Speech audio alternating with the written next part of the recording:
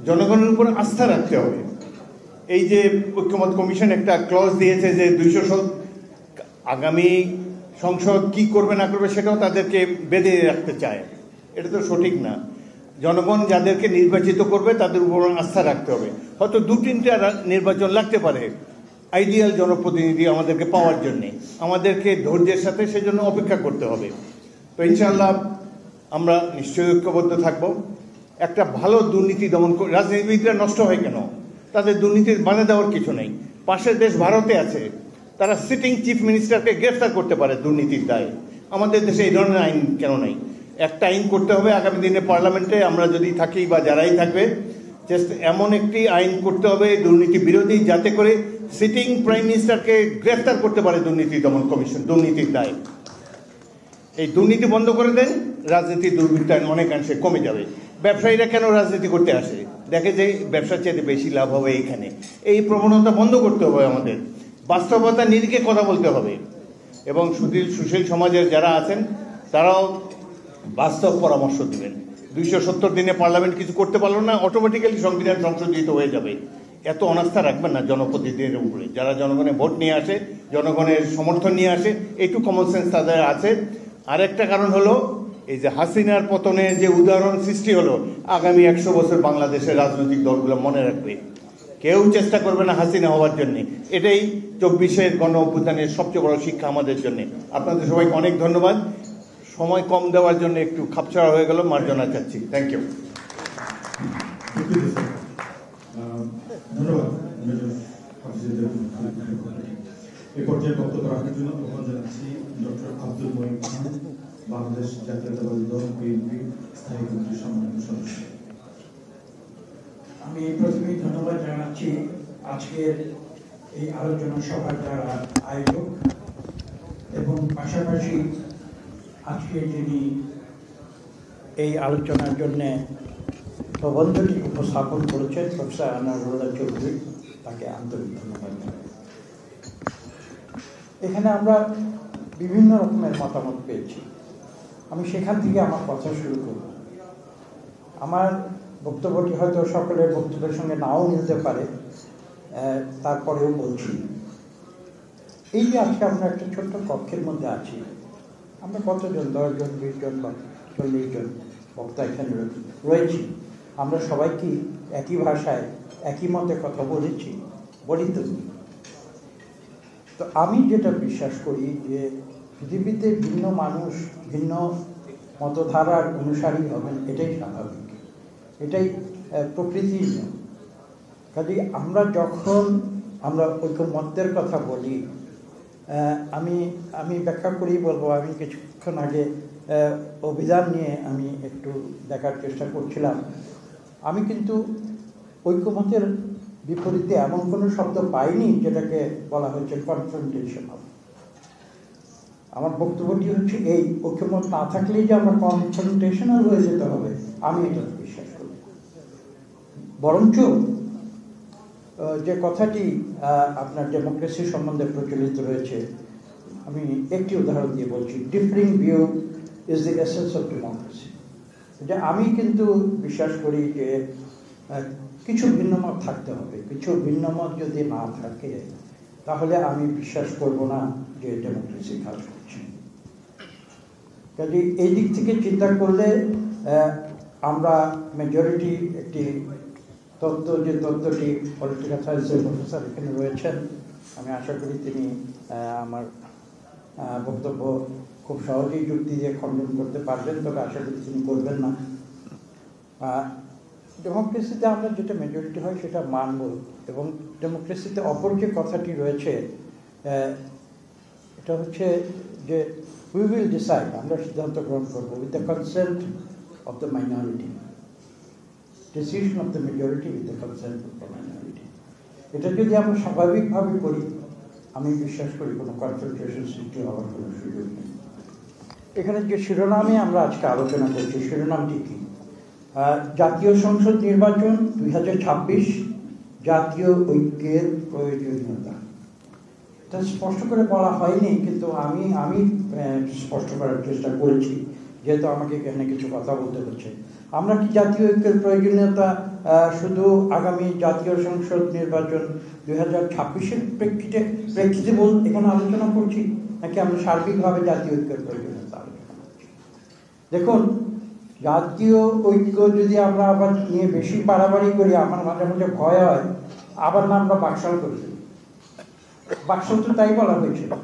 এবং দেখুন, আমি যখন এই প্রশ্নগুলি করি তখন আমাকে কিন্তু অত্যন্ত যৌক্তিকভাবে উত্তর দেওয়া হয়, না না, আমরা তো সব কিছু ঐক্যমতের কথা বলছি না, আমরা মৌলিক বিষয়। আমার প্রশ্ন হচ্ছে মৌলিক বিষয় কি? আমার কাছে যেটা মৌলিক বিষয়, যিনি কমিউনিস্ট পার্টি করেন তার কাছে সেটা মৌলিক বিষয় নাও। দেখুন, একটা গণতান্ত্রিক দেশে গণতান্ত্রিক প্রক্রিয়া কিন্তু কমিউনিস্ট পার্টি স্বাধীনভাবে তারা নিজেদের কার্যক্রম পরিচালনা করে। একটা কমিউনিস্ট কান্ট্রিতে কিন্তু একটি ভিন্ন মতের কোনো রাজনৈতিক দল স্বাধীনভাবে কার্যক্রম পরিচালনা করতে পারে না। কাজে ঐক্যমতের বিষয়টি নিয়ে আমরা যখন কথা বলি, আমি বিশ্বাস করি যে আমাদের অত্যন্ত সতর্কভাবে বিষয়টি আলোচনা করতে। ঐক্যমত কারো উপরে চাপিয়ে দেওয়াটা, এটা আমি কোনোভাবেই যুক্তিসঙ্গত মনে করি না। আবার অন্যদিকে যাদের ঐক্যমত নেই তারাও যে একেবারে বিদ্রোহী হয়ে যাবে, এটাও কোনো আমি যুক্তিসঙ্গত কথা মনে করি না। এবং আমি সবশেষে এই কথাটি বলবো, আমি বেশি সময় নেব না, কারণ অনেক কিছু আলোচনা হয়েছে। আমি বিশ্বাস করি যে এখানে অনেক কথা বলার সুযোগ নেই। আগামী একটি নির্বাচন, আমরা যদি গণতন্ত্রে বিশ্বাস করি, তাহলে কিন্তু সেই গণতন্ত্রকে কার্যকর করার জন্য আমার জানা মতে একটি মাত্র পন্থা রয়েছে। সেই পন্থাটি কিন্তু হচ্ছে একটি সুষ্ঠু নিরপেক্ষ নির্বাচন। নির্বাচনটা যদি সুষ্ঠু নিরপেক্ষ না হয়, তাহলে কিন্তু কখনো গণতন্ত্র কোনো দেশে কার্যকর হতে পারে না। এটাই হচ্ছে গণতন্ত্রের মূল কথা। কেননা আমরা এই যে একটা বেসিক বলেন না, basic rules of the game, আমরা তো basic rules of the game যদি মেনে নেই যে আমরা গণতন্ত্র প্রক্রিয়া আমরা রাষ্ট্র পরিচালনা করব, তাহলে কিন্তু পরবর্তী বেসিক রুলসের পরবর্তী যে কনসিকুয়েন্সেস, সেই কনসিকুয়েন্সগুলো কিন্তু আমাদের এবং আমি সেই আদর্শে বিশ্বাস করি বলি আজকে আমি বলছি, আমি একেবারে অভিন্ন মত, সব কিছুতে সবাই একমত হয়ে যাবে, আমি সেই ধরনের কনসেপ্টে বিশ্বাস করি না। মানুষের কথা বলার স্বাধীনতা থাকতে হবে, and we must agree to disagree.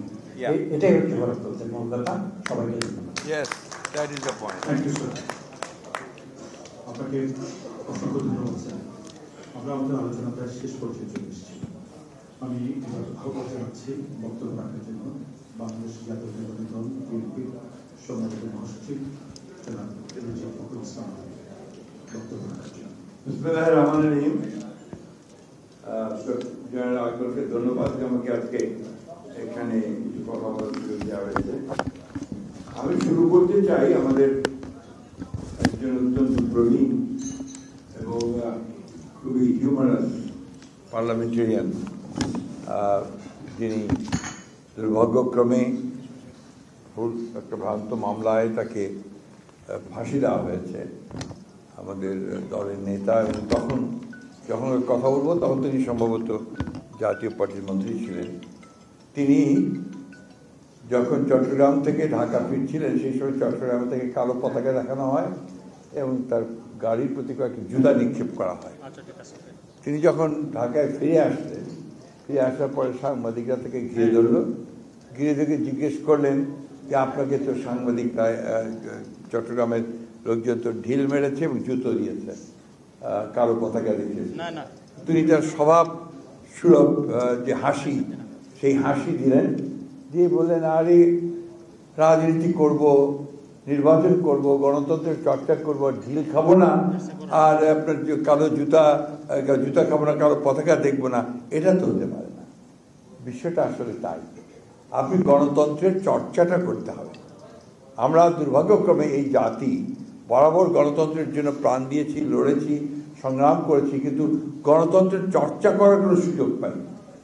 আপনি ধরুন পাকিস্তান আমল থেকেই, সিন্স পাকিস্তান ডেইজ, এখানে বারবার গণতন্ত্র ব্যাহত হয়েছে, গণতন্ত্রকে আপনার নষ্ট করা হয়েছে, হরণ করা হয়েছে।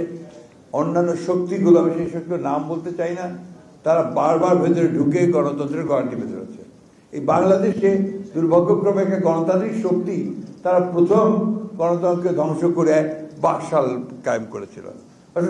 ডেমোক্রেসি ইন ট্রুয়েস্ট সেন্স এটা কিন্তু কখনোই এখানে প্র্যাকটিস হয়নি বলেই আজকে আমাদের যত অনাস্থা, দুশ্চিন্তা, অস্থিরতা এই বিষয়গুলো দেখা দিয়েছে।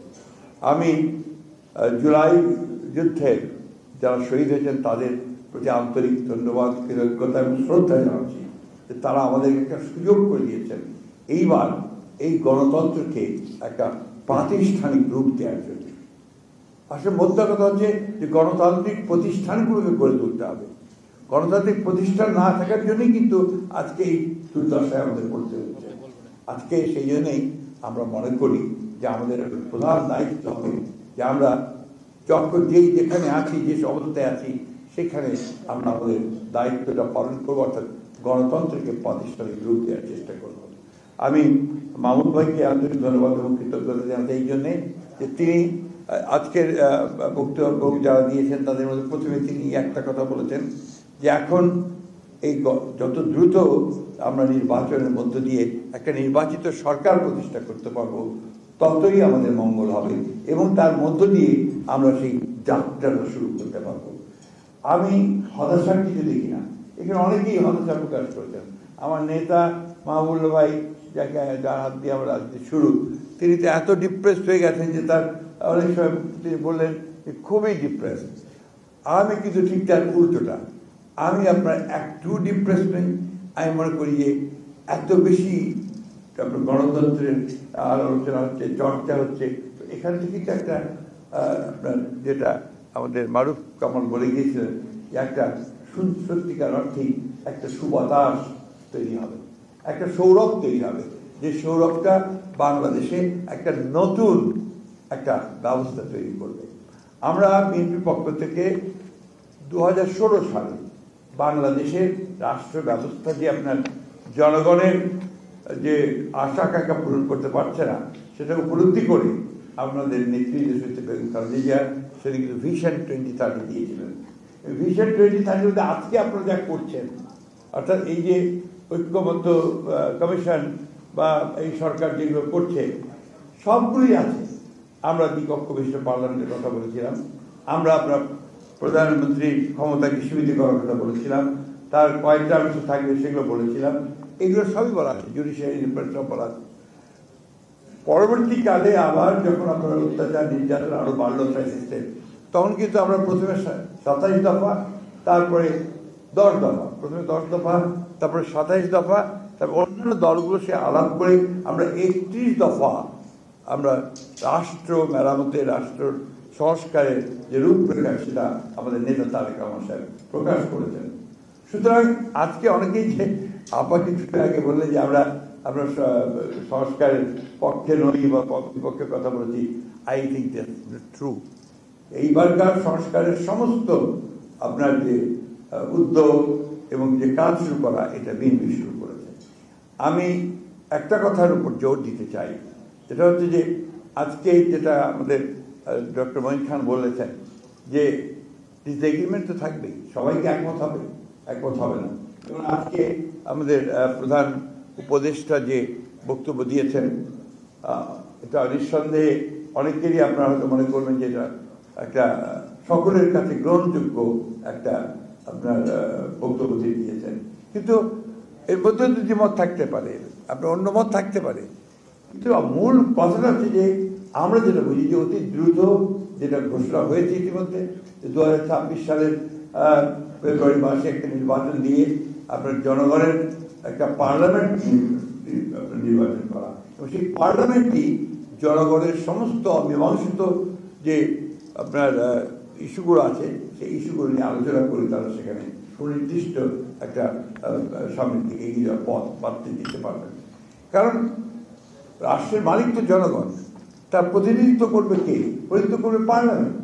তো সেই পার্লামেন্টে যদি আমরা নির্বাচিত করতে না পারি, তাহলে এই যে কিছু মানুষ আমরা বুদ্ধিজীবী যাদের জন্য আপনার বৈষম্য করা হয়, 5 মিনিট বেশি সময় দেওয়া হয়, আর আমরা 3 মিনিট পাই রাজনীতিবিদরা, এখানে তাদেরও চাপিয়ে দেওয়া ব্যাপারটা জনগণের কাছে কতটুকু গ্রহণযোগ্য হবে সেটাও তো আমাদেরকে বিবেচনা করতে হবে।